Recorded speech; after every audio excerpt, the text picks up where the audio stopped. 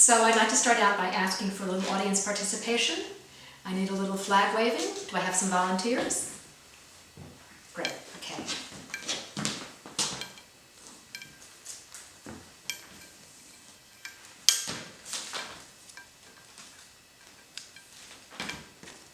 Thanks. And what I'd like you to do is whenever you hear the word America, or American, or United States, just wave the flag. United States of America. Great, perfect, absolutely perfect. Okay, so I'm sure you can tell just by looking at me what I'm doing here, right? It's clear. Either I'm a Tea Party mascot on her way home from a rally, or like so many others in recent months, I am here to announce my candidacy for 2012. Well, I won't keep you in suspense. I am here to announce that in 2012, I, Julie Montz, will be running for the high office of Empress of the United States of America. Now, I know what you're thinking. I know what you're thinking. Why Empress? I mean, why not President? And indeed, like many little girls, I grew up wanting to be President. Well, either President or Pope. And I actually thought that the Pope had slightly better rituals and a much better costume. But I made the mistake of mentioning this Pope thing to my mother when I was quite young. Because I was such a tender age, she did not want to have to explain in anatomically specific terms why I could not be the Holy Father. So she fixed me with that fixing eye that mothers have, and she said, "Julie, you know, we're Jewish. And in order to become Pope, you would have to convert first. And do you want to give your grandmother a heart attack?" Well, it seemed like a pretty fair trade-off to me, but I could tell from another look at my mother not to go down that path. So I settled on President. And I decided I should discover what the barriers were to achieving this high office. Well, a little research into 19th century history told me that Millard Fillmore had established that you don't have to be told to be president. Little Millard. And then in my own lifetime, John F. Kennedy showed us that you don't have to be Protestant to be president. Richard Nixon showed us you don't have to be nice or even sober to be president. Gerald Ford showed us you don't have to be smart to be president. Bill Clinton showed us you don't have to be white to be president. And George W. Bush showed us you don't even have to be elected to be president. So, piece of cake. Why not president? Well, I knew I had one major disqualifying factor. I did not have the requisite adoring mother. No Miss Lillian, no Rose Kennedy, no Barbara Bush with the pearls for me. No, in fact, my mother was disappointed to learn that I was not a tumor. She got through the pregnancy as people did in those days. A little coffee, a little cigarettes, a little alcohol, and lots of knitting. Lots of knitting, I mean lots of knitting. And only once in 9 months did that knitting needle ever slip and end up inside her vagina. And I have to say that was a scary time for me. That was a really scary time for me. There it was, and all I could think is, first there's this screw up at the conception, where the egg goes for the wrong sperm, chooses the dumb, handsome one. And now this thing coming at me. So at the tender age of 3 months after conception, I decided I had to tell my first lie. Quickly, I sent a message up through the umbilical cord. I'm a boy, I'm a boy, I'm a boy. And I'll be a doctor when I grow up, and a lawyer, and a certified public accountant. And I'll let you choose my life and all my clothes. And very gradually, the knitting needle was withdrawn. Of course, there was hell to pay when I was born without a certain appendage. And my mother did try to rectify the situation by losing me on a couple of occasions in the park. She would wheel me there in that big old, baby carriage people used to have, and she would sit down on a bench with a carriage nearby, and then she would slowly move it up and down, rocking me to sleep. And when I was asleep, she would take out her New York Times and start to read. And then gradually she would edge a little further down the bench, and a little more down the bench, and then quickly she'd jump over to the next bench and edge down that, and so on until she was at the bench closest to the park exit. And then she would get up, fold her paper, and leave. But alas, there was always someone who came running after her. Lady, lady, I think you forgot something. So here I am. So I have this disqualifier. I do not have an adoring mother. But I have something to compensate. I have a terrible memory. A terrible memory. My memory is so bad that I could not possibly remember by the time I'm elected what promises I made during the campaign. And I think that balances things out. So it is not for lack of qualifications that I'm not choosing to run for president. No. It is first and foremost because of the kind of people you have to hang out with just to get the job done.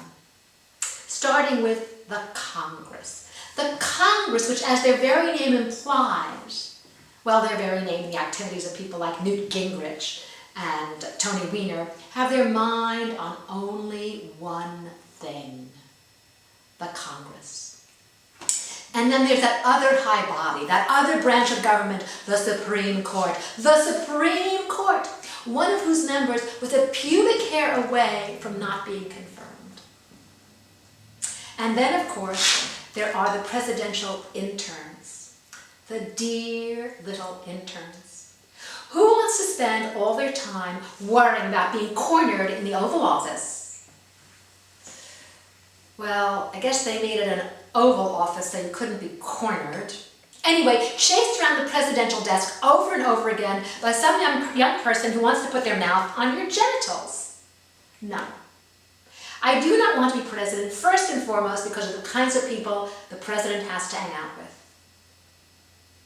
The second reason I don't want to be president is because of the bureaucracy, the departments, each one more hideously misnamed than the other. For example, the Department of Homeland Security. Well, maybe it's because I neither own a home nor any land, that nothing they have ever done has made me feel the least bit secure. In fact, when I am standing online at the airport with my feet on that filthy floor, watching my shoes go down the conveyor belt, all I can think of is that somebody else is going to walk off with my $300 Charles Jourdain fuck-me heels, and I'm going to be left with somebody's penny loafers from Payless. Department of Homeland Security, indeed. Oh, and then we have the Department of Health and Human Services. What, I ask you, are human services? Human services? When I hear the term, I think of looking at an Aztec the wrong way and getting my heart ripped out of my body and slammed on a stone slab in worship of some god. And health? We don't have health in this country. We have health care. And so, of course, we have health care reform, which basically means making it cheaper to be sick. If we really cared about health, we would take note of the fact that poverty is the single greatest factor in disease. Yes, it is true, poor people are demonstrably sicker than rich people. And what would we do? We would defund the National Institutes of Health. We would defund the Department of Health and Human Services. We would defund the Defense Department, which so far as I can see only gets people killed and wounded, which is very bad for your health, and we give all the money to poor people. Okay, I don't like the departments. So what would I have instead of the departments? What would I put in their place? Why, ministries, of course, run by ministers. So much more spiritual. And the very first ministry I would establish is the Ministry of Fashion. And of course there would have to be fashion police and enforcement arm, because it is not good for Americans to be allowed to walk around in stripes and checks. Now, where would I get the fashion police from? Where would I find these people? Well, we already have an excellent organization well suited to this purpose. We just have to change the acronym a little. Instead of FBI, we make it IBF, Imperial Bureau of Fashion. We take all the agents, We sit them down. We have them watch reruns of Queer Eye for the Straight Guy for 3 months, and we set them loose. No arrests, at least not for first offenses. Mine is not going to be a punitive government. No arrests, but lots of confiscations. Okay. So I don't want to be president because of the people, because of the departments. There's a third reason. It is those horrible presidential traditions to which one is expected to adhere. Like mispronouncing the names of foreign countries and their leaders. And there's an even worse presidential tradition, ignoring the lessons of history. I want no part of it. I remember very well, way back in the beginning of the last century, that somebody committed a terrible international crime, a horrible murder. Archduke Ferdinand of Austria was assassinated. So what did the Austrians do? Did they go out, arrest the guy, string him up, bring him to justice? No, they mobilized their troops on the border of Serbia, where he happened to be shot. And then Serbia mobilized her troops, and then the Friends of Austria mobilized their troops, and the Friends of Serbia, and so on and so on, and pretty soon people knew that there was a fight brewing. But it wasn't going to last very long, only a few months, right? Bingo, I give you World War I. Fast forward to a little event you have taken to calling 9/11, a horrible international crime, lots of people murdered. So what does the United States? What does the United States do? Do we go after the criminals with all we have, bring them to justice, etc.? No. We decide we're going to invade a couple of countries. Oh, it won't take very long, just a few months. 10 years later. And there's a third presidential tradition I cannot abide, pardoning the Thanksgiving turkey. No pardoning the turkey for me, a bird for which I've never had much affection. Instead, we will have pardoning the Thanksgiving tofu. That's right.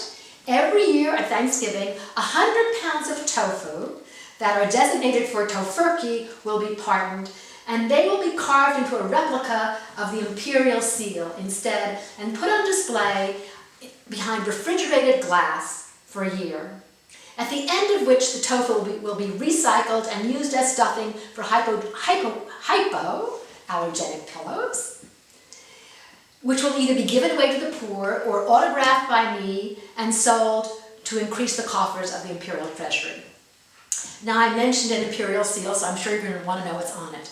And I haven't worked it out completely yet, but I have chosen the animal. You know, all seals have to have animals. United States, we have the eagle. In England, they have the lion and the unicorn. New York State has the beaver. California has the bear.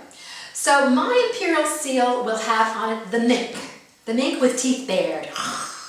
Yes. And this will show that although, of course, I am warm and soft and fluffy and cute, I am fierce in my defense of my values.